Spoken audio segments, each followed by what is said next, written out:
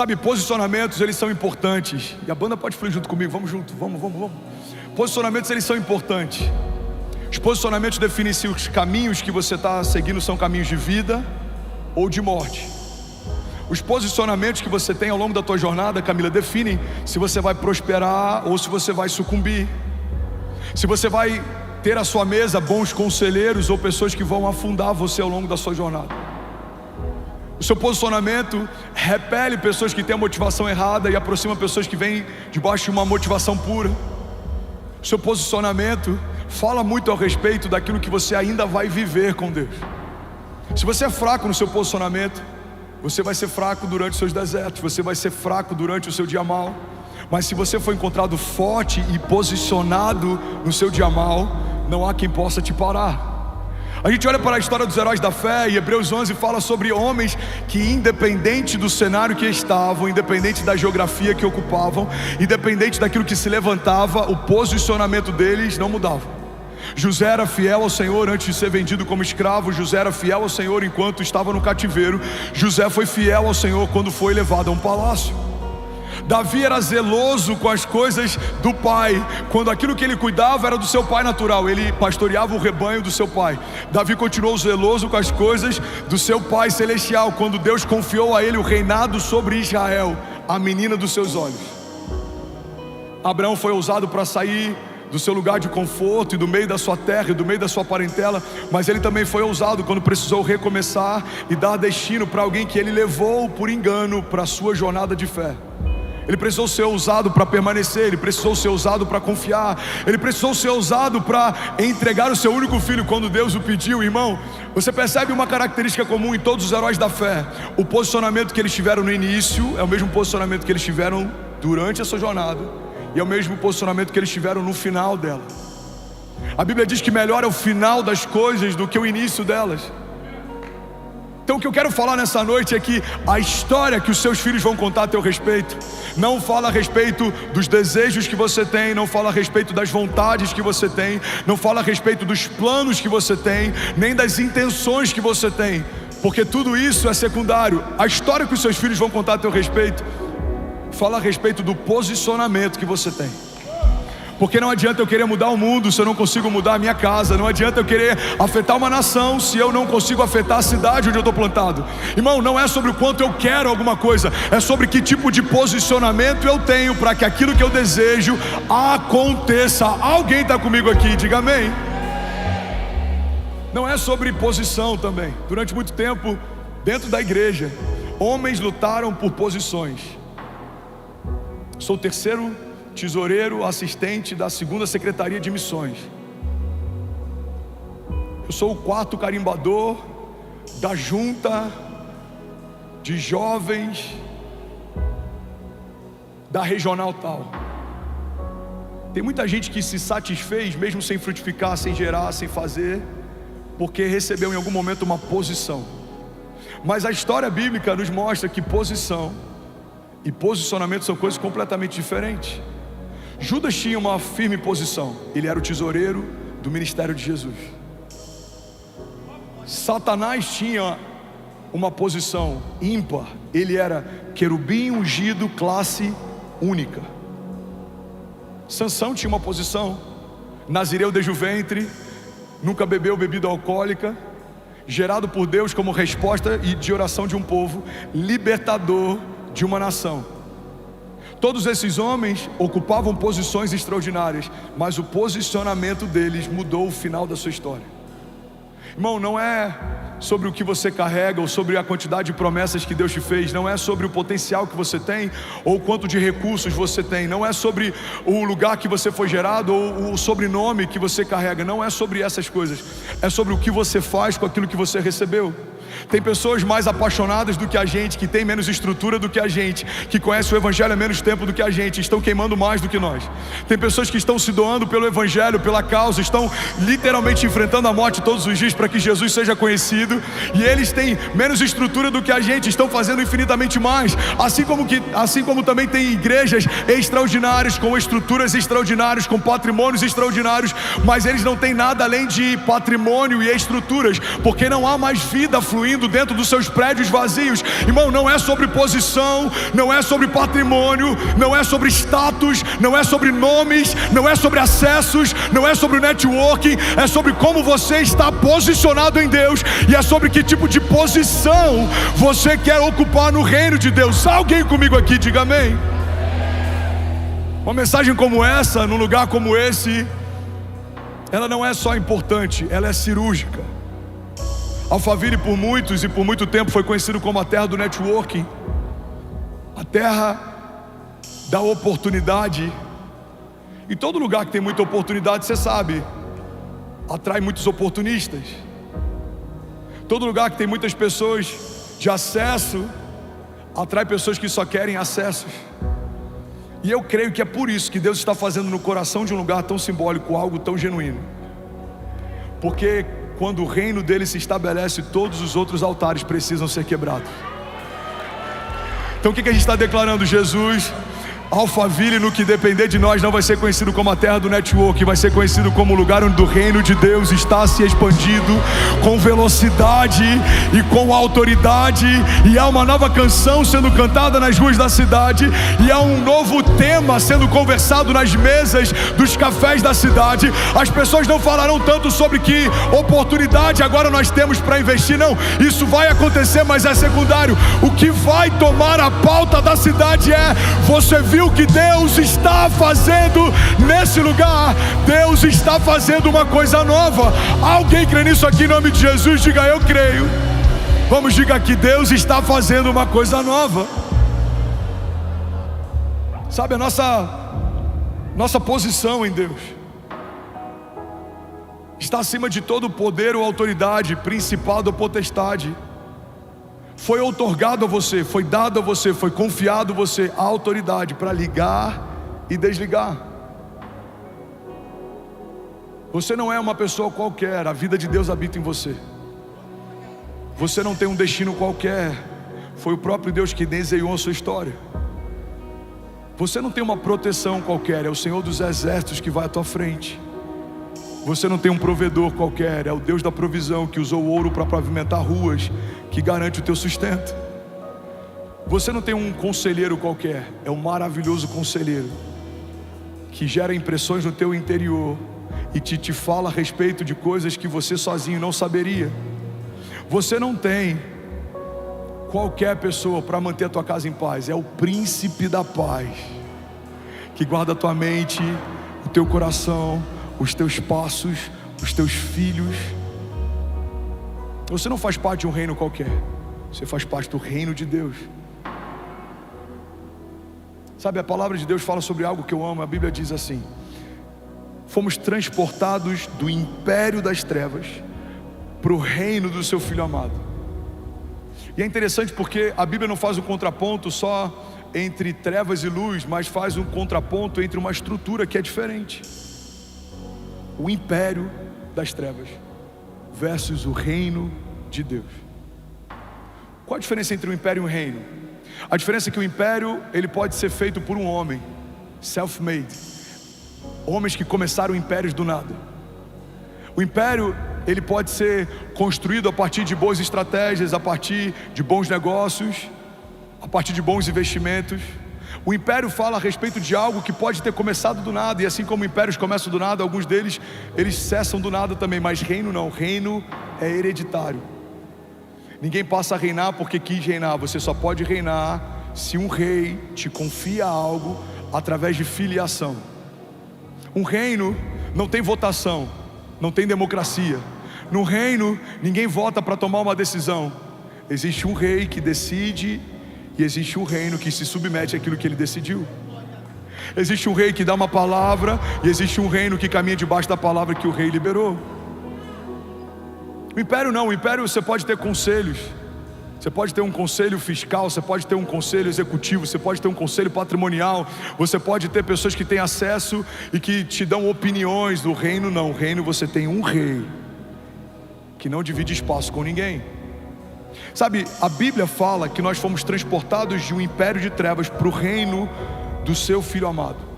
Ou seja, você foi implantado no reino, e esse reino tem um rei, e esse rei tem uma agenda, e essa agenda governa sobre a tua agenda, e esse rei tem uma vontade, e a vontade dele é melhor do que a tua vontade, e esse rei tem planos, e os planos dele são melhores que os nossos planos. Esse reino, ele tem um rei, e esse rei tem a última palavra, e a palavra dele é melhor do que a nossa, a palavra dele é mais poderosa do que a palavra de médicos, porque médicos podem dizer, os seus dias estão contados, mas a palavra final vem da boca do nosso Deus. É melhor do que a palavra de especialistas podem dizer, os dias são maus, mas a palavra que sai da boca de Deus e dos querubins que estão em torno do seu trono é, toda a terra está cheia da glória de Deus. Existe uma palavra na boca do povo, alguns estão criticando, reclamando, se movendo, mas só uma palavra da boca de Deus é suficiente para que a terra sem forma e vazia comece a ser invadida por vida e por luz.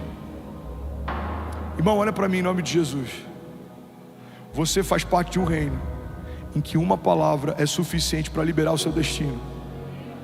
E ainda assim, a gente se abate quando ouve a opinião de alguém. Tem gente que já ouviu de Deus várias vezes uma promessa, mas na primeira opinião de alguém, você já se abate, desanima, se entristece. Tem pessoas que já ouviram inúmeras vezes, inúmeros cultos e inúmeros momentos no teu secreto: eu te amo, eu te quero, eu te separei, eu te ungi, eu vou fazer, eu vou abrir, eu vou cumprir. Mas vem uma pessoa e diz, não vai acontecer. A gente toma posse mais de uma palavra contrária liberada pela boca de um homem do que uma promessa que foi feita debaixo dos céus pela própria palavra de Deus. Igreja de Jesus, olha para mim. Posicionamento gera milagre. Você precisa decidir. Você vai se mover debaixo de uma promessa de Deus ou debaixo da opinião de alguém? Você vai se mover em busca de acessos e networking, ou você vai ter o firme entendimento que Deus te dá enquanto você dorme? O seu nome está sendo soprado em mesas que você nem sabe. Se você for fiel ao Senhor, Deus vai te dar, Ele vai te colocar, Ele vai fazer, Ele vai expandir infinitamente mais do que tudo que você já pediu ou pensou um dia. Porque não é sobre a força do nosso braço, é sobre a força do nosso Deus. Ele é poderoso para fazer infinitamente mais do que tudo que pedimos ou pensamos, segundo o seu poder que em nós atua. Há alguém comigo aqui em nome de Jesus? Ainda bem que eu vim, Jesus.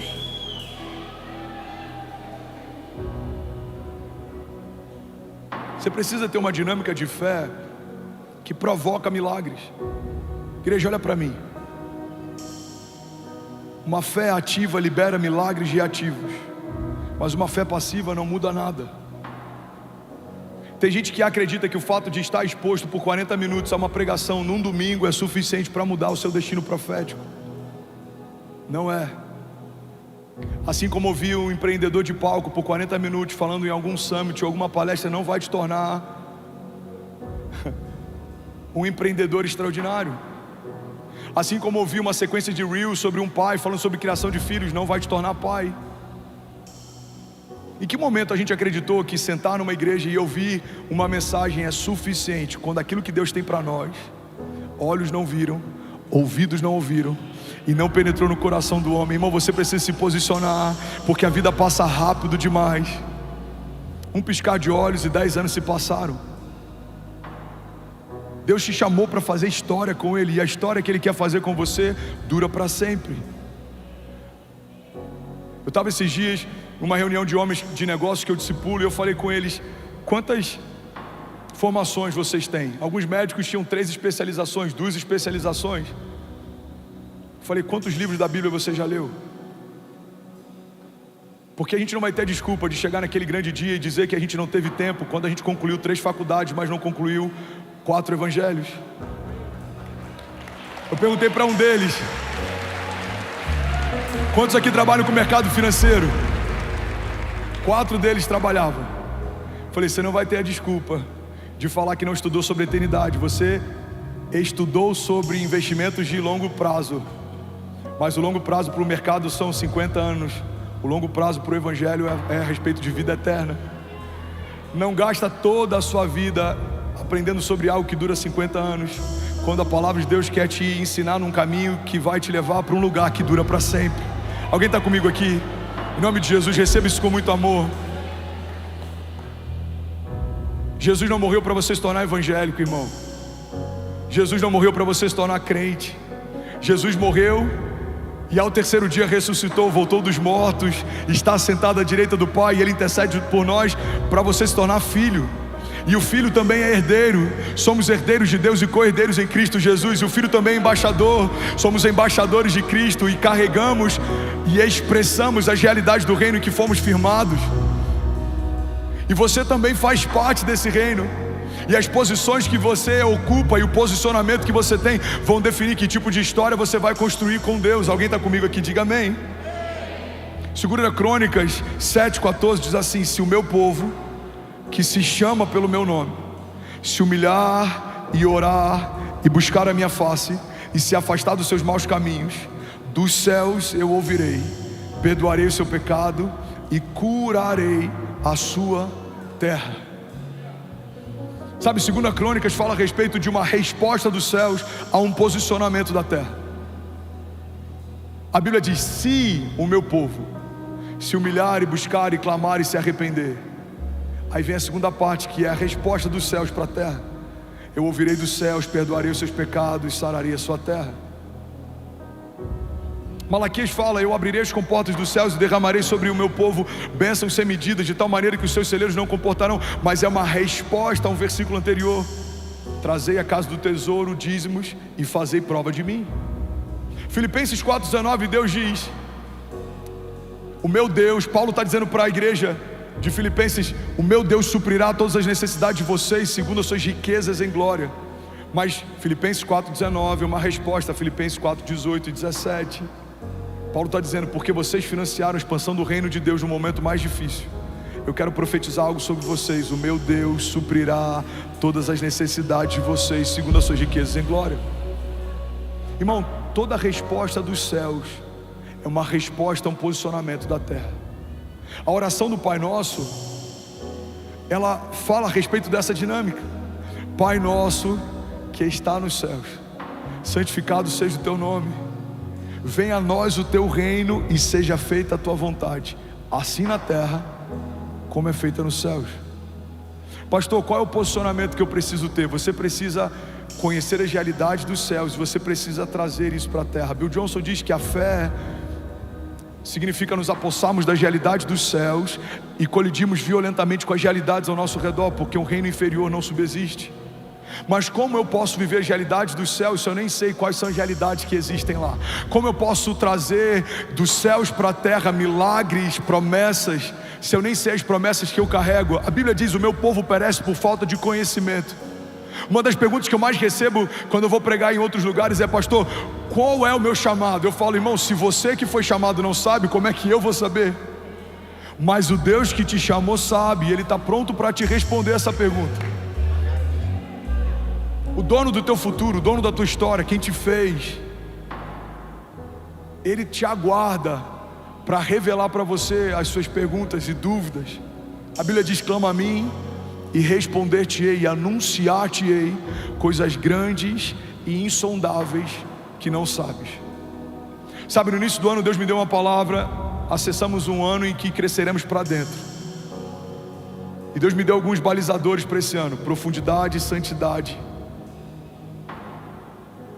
E o que eu sinto que Deus está fazendo com a gente é que Deus quer que a gente não seja só uma casa que recebe pessoas, mas seja uma casa de destino para muitas pessoas também. Você não vai ser um membro comum de igreja, e agora eu estou profetizando sobre alguém. Você foi alistado no reino de Deus e você vai se tornar quem Deus te chamou para se tornar. Você vai viver o que Deus te chamou para viver. Deus não te chamou para assistir avivamento, Deus te chamou para se tornar avivamento. Deus não te chamou para assistir milagres, Deus te chamou para se tornar milagres.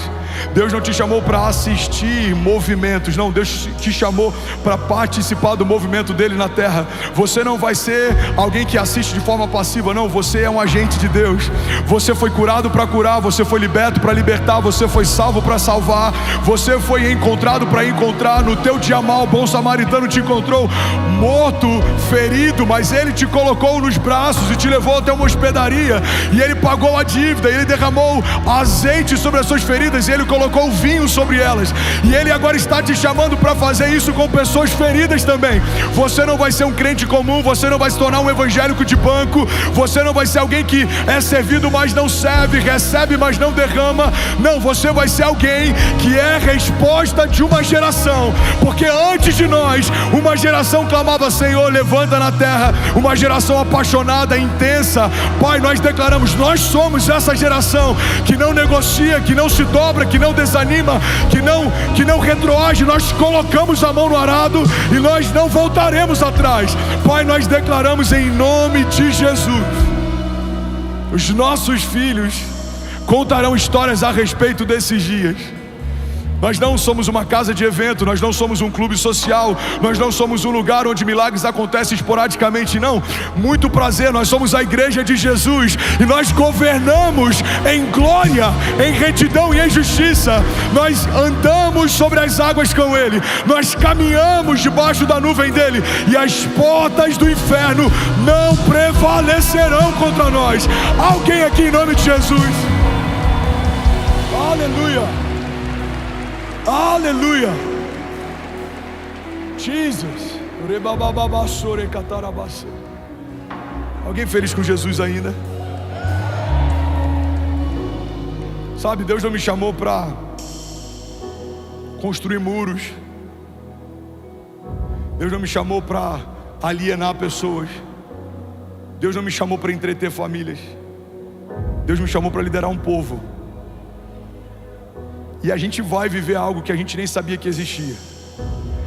Eu vejo Deus levantando intercessores nas madrugadas, pessoas que nem sabem ao certo como é intercessão. Mas você vai falar: eu não sei, eu não consigo dormir. Aí você vai lembrar desse culto e vai falar: eu acho que é aquilo que o pastor falou. Deus está me chamando para orar e interceder. Você vai dobrar os seus joelhos. Você vai começar a clamar: Pai, guarda as famílias da igreja, Pai, guarda as crianças da igreja, que não haja sobre elas abuso, que não hajam acidentes, que não hajam escândalos. Jesus, guarda a liderança da igreja. Jesus, guarda os voluntários da igreja. Você vai começar a interceder, e à medida que você vai cobrindo a igreja, você vai sendo revestido pelo reino, e à medida que você vai servindo ao corpo, você vai recebendo novas porções de autoridade. Irmão, não faz sentido uma casa que recebe 15 mil pessoas ter 1.500 voluntários ativos. Não faz sentido 10% de nós ter entendido que é melhor servir do que ser servido. Não faz sentido a gente achar que a oferta que a gente entrega é suficiente. Não. Deus não precisa do seu dinheiro, Ele quer o seu coração. A oferta é só uma forma de testar o teu coração. Deus quer você, Ele quer o seu tempo com Ele, Ele quer o seu tempo buscando Ele. Eu creio que é isso que Deus está gerando em nós. Uma igreja viva, apaixonada, apaixonante, uma igreja vibrante, uma igreja que flui nos dons, uma igreja que ama o lugar secreto. Alguém comigo aqui? Uma igreja que durante a adoração, quando a presença dele se move no salão, a gente se cala. Uma igreja que quando a voz de Deus fala, nada mais importa. Uma igreja que ama milagres, uma igreja que ama o perdido, uma igreja que foi chamada para confundir os que pensam que são, porque sabe que não é, mas depende de tudo do grande eu sou. Pai, nós sabemos que nós não temos, que nós não sabemos, que nós não podemos, mas nós conhecemos quem sabe. O Senhor pode, o Senhor sabe, o Senhor tem, e debaixo do teu nome nós avançaremos. Jesus, nós te pedimos uma nação por herança. A tua palavra diz: pede-me as nações por herança, e eu te darei os confins da terra como a tua propriedade. Jesus, nós cremos que aquilo que começou aqui em São Paulo, Alphaville, não é só sobre esse lugar, não é só sobre um bairro, não é só sobre um povo. Eu creio, Jesus, numa onda de avivamento.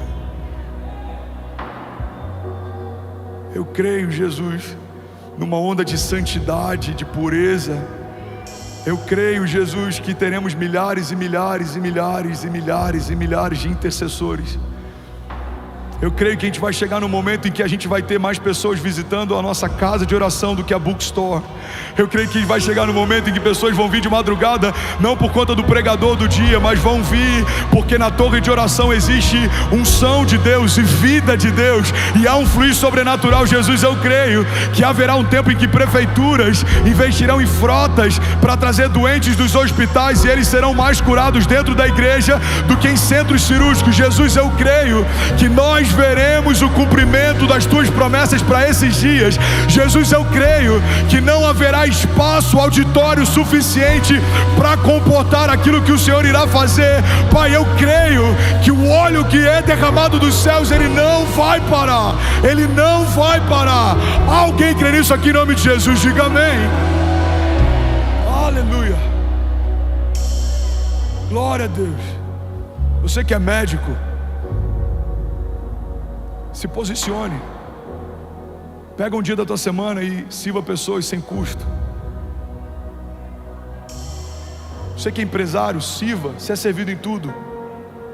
Eu lembro de um empresário que a gente tinha no Rio, que ele é dono de uma rede de mercados, ele servia no estacionamento. E um dia a gente falou: meu irmão, você quer servir em alguma outra área? Você já está há tanto tempo aí, você fica no sol.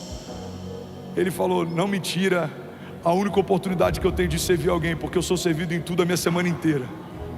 Eu chego no escritório: tudo bom, seu fulano? Eu entro na minha sala, cafezinho, seu fulano. Eu marco reunião, já estão te esperando, seu fulano. O único lugar que eu posso servir alguém é aqui, não me tire isso. Esse cara entendeu. Você sabe o que eu amo na igreja de Jesus? Alguém está comigo ainda? Diga amém. A igreja é o único organismo social, Everton, em que um CEO de uma multinacional recém-convertido vai ser discipulado pelo porteiro do prédio que ele é dono. Você pode ser o CEO de uma multinacional, você é novo na fé, você vai chegar na igreja e talvez tenha alguém ali que vai te discipular, que não é adulto como você, não é culto como você, não tem os recursos que você tem, mas conhece do reino de Deus infinitamente mais do que você já conheceu um dia. No reino de Deus a hierarquia não é pelo que você possui, é pela posição no reino de Deus em que você está. Alguém comigo aqui? Jesus pega Pedro, um homem rude, pescador, e estabelece como um apóstolo da igreja primitiva. Ele poderia ter pego os homens doutos da época, ele poderia ter pego os homens cultos da época, mas não, ele pega alguém que era braçal, para que não haja em nós a desculpa de que não fazemos porque não podemos. Não, nós nunca poderíamos fazer o que fazemos com Deus. Nós só fazemos porque é Ele quem faz através de nós. Então, se você está aqui, irmão, recebe isso com amor e ouve com muita atenção o que eu vou te falar. Se você está dentro de um avivamento, a medida na prestação de contas é maior do que quem nunca experimentou o que você está experimentando. Porque você está no meio de uma onda de avivamento. Enfermos estão sendo curados, cativos estão sendo libertos, pessoas estão sendo salvas. Ano passado foram 15 mil pessoas reconhecendo Jesus em um ano. Esse ano, cadê o pastor Danilo? Eu nem sei como que está esse ano, eu não tenho noção.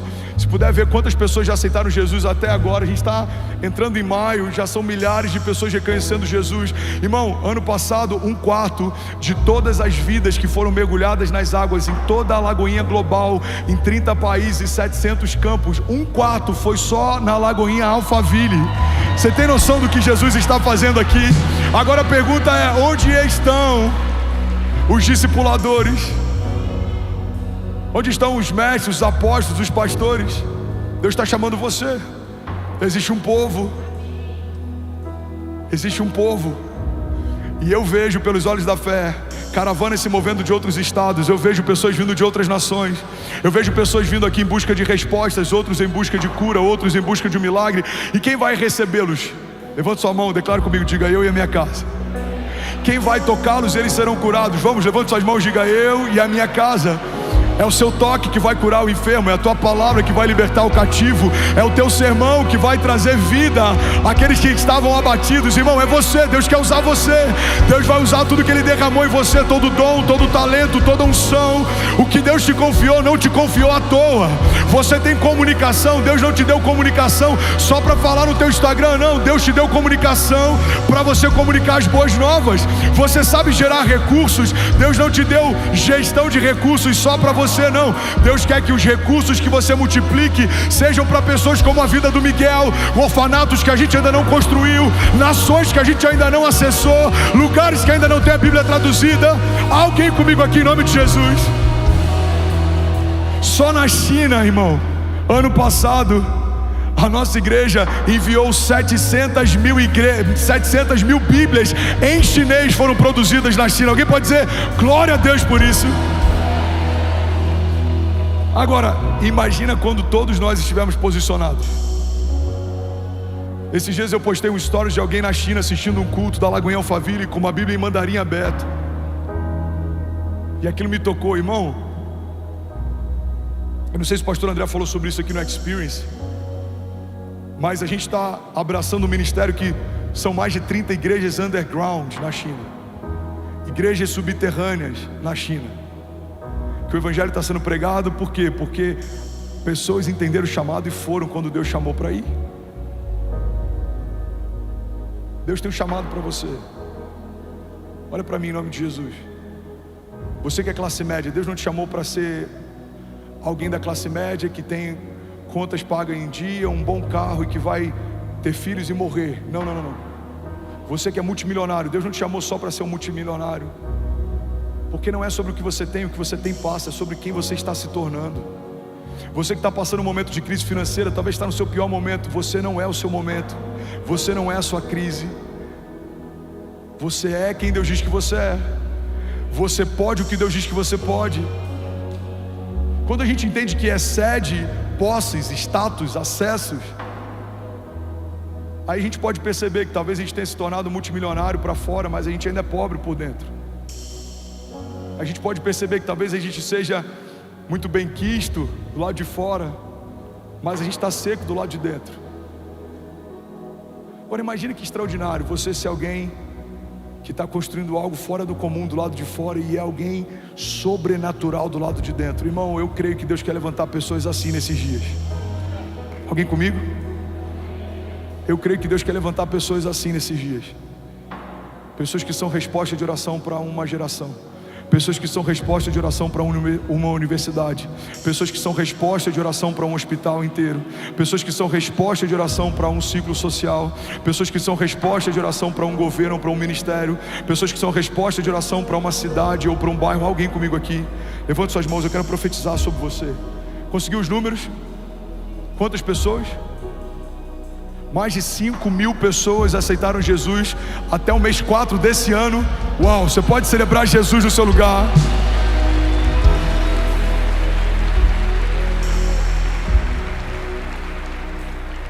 Pastor, por que não é 10 ainda? Porque falta você no exército.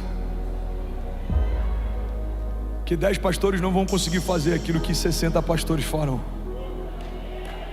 Porque 1.500 famílias que servem não vão fazer aquilo que 15 mil famílias farão. Falta você nessa conta, mas hoje é o dia do alistamento de Deus para as nossas famílias. Você recebe isso? Levante suas mãos, feche seus olhos, eu quero profetizar sobre você.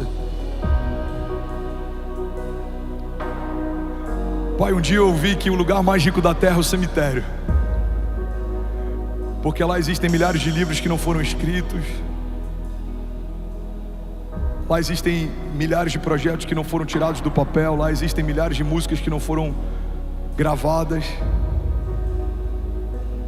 E um dia eu ouvi de alguém que Alphaville é um cemitério ministerial. Muitos grandes homens e grandes ministérios vieram para cá e não prosperaram nesse lugar. Jesus, se é verdade que o cemitério carrega tantas coisas preciosas que foram esquecidas ou abandonadas, estamos pisando em um dos lugares mais ricos do Brasil. Muitas pessoas se moveram para Alphaville em busca de um sonho e perderam a capacidade de sonhar. Muitas pessoas se moveram para cá em busca de uma oportunidade e perderam a pureza quando a oportunidade surgiu. Jesus, eu oro para que no coração de São Paulo, em Alphaville, Brasil, comece a ser noticiado uma onda de pureza e de bondade, de santidade e de milagres, que é algo inédito. Pai, eu oro para que a gente viva não só nessa igreja. Teu reino não é sobre uma casa ou sobre uma placa, mas nas igrejas de Alphaville. Eu oro para que haja uma expansão. Eu oro para que haja uma multiplicação. Jesus, eu oro por um tempo de ativação. Dons sendo ativados, ministérios sendo ativados, talentos sendo desenterrados, famílias sendo posicionadas, voluntários apaixonados. Jesus, eu oro por um tempo em que nós veremos a sua glória, não só durante os cultos, mas em tudo que a gente faz, de segunda a segunda, Pai, de milagre em milagre, de glória em glória, de batalha em batalha. Nós veremos a sua bondade, Jesus, nós veremos a tua fidelidade, nós veremos a expansão, nós veremos o cumprimento de promessas. Os testemunhos serão múltiplos, eles serão diferentes, eles serão de todos os tipos, acontecendo todos os dias, com pessoas diferentes, Pai. Testemunhos de livramento, testemunhos de cura, testemunhos de provisão, testemunhos de multiplicação. Pai, eu oro para que pessoas sejam curadas na fila antes de entrar nos cultos.